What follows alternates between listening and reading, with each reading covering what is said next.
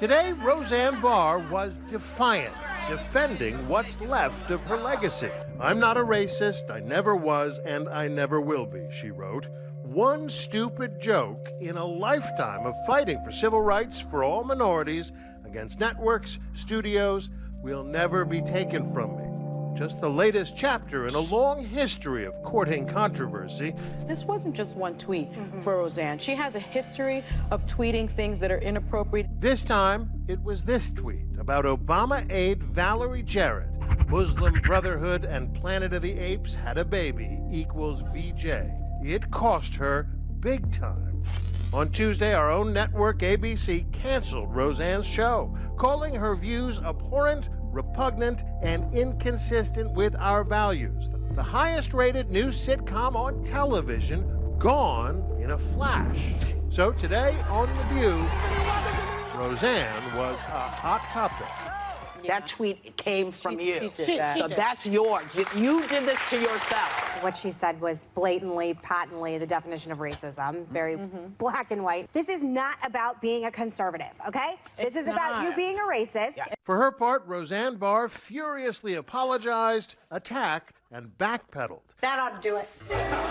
She's fired off more than 200 tweets since losing her show. And despite an apology, she's retweeted images of a character from Planet of the Apes alongside a picture of Valerie Jarrett.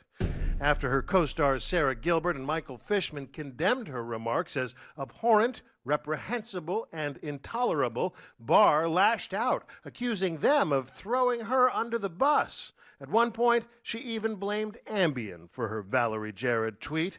The drug company Sanofi, which makes Ambien, shot back, "While all pharmaceutical treatments have side effects, racism is not a known side effect of any Sanofi medication." She also compared Susan Rice to an ape, and that was in 2013. Roseanne's history with these sort of remarks in regards to African Americans had already been documented, and yet, the network decided to reboot her show anyway. Well, thank her for her service. Roseanne's show seemed to fill a void in the country's deep political divide, connecting with Americans from the flyover states and with Trump voters who felt network TV wasn't representing them. Jackie, would you like to take a knee?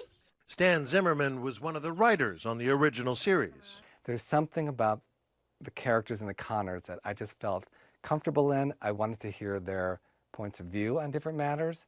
And unfortunately now those voices may be cut off for good. It was inclusive, topical, and blunt.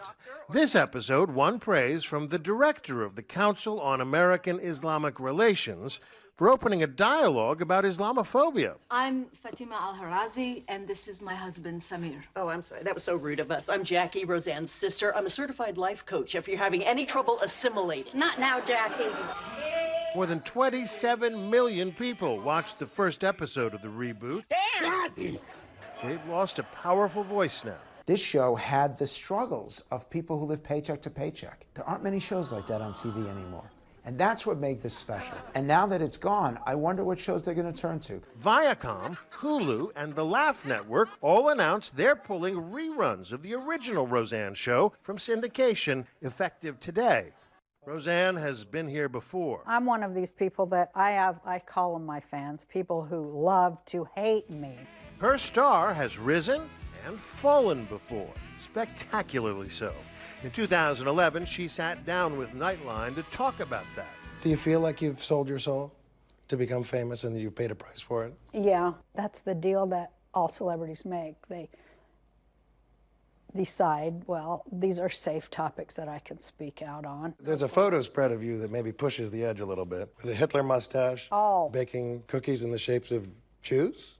No, people said it was in the shape of Jews, but it was not Jews. It was Palestinians.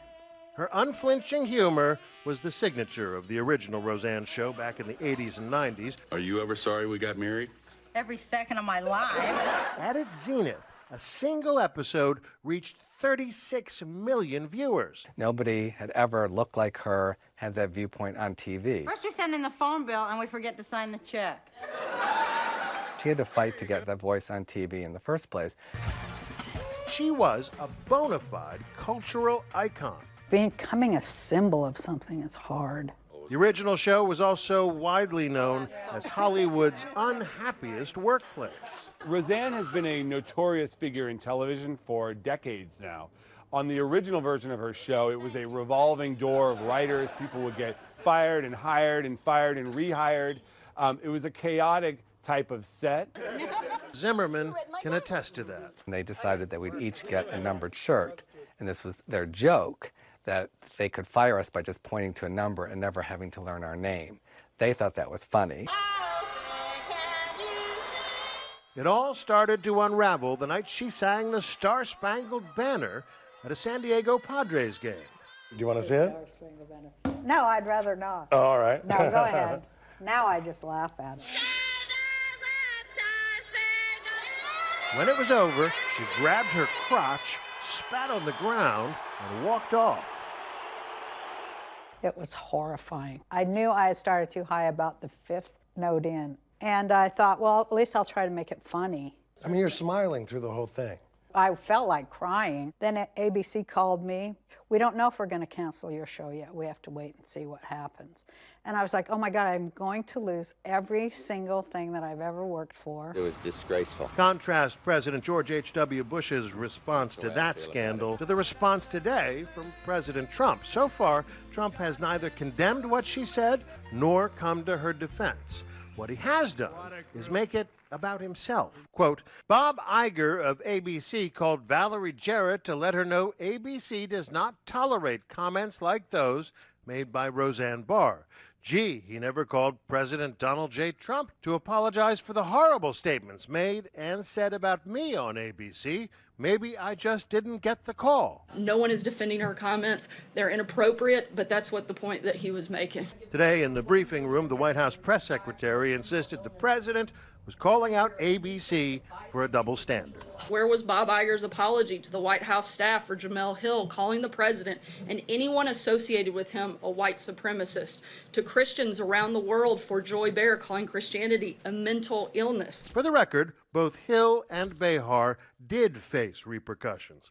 ESPN suspended Hill for violating the company's social media policy.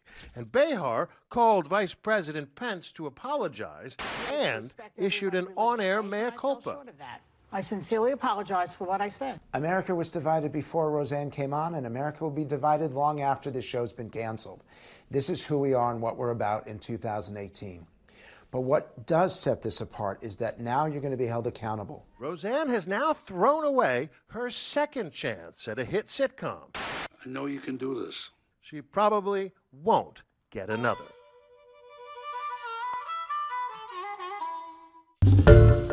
Hi everyone, George Stephanopoulos here. Thanks for checking out the ABC News YouTube channel. If you'd like to get more videos, show highlights, and watch live event coverage, click on the right over here to subscribe to our channel, and don't forget to download the ABC News app for breaking news alerts. Thanks for watching.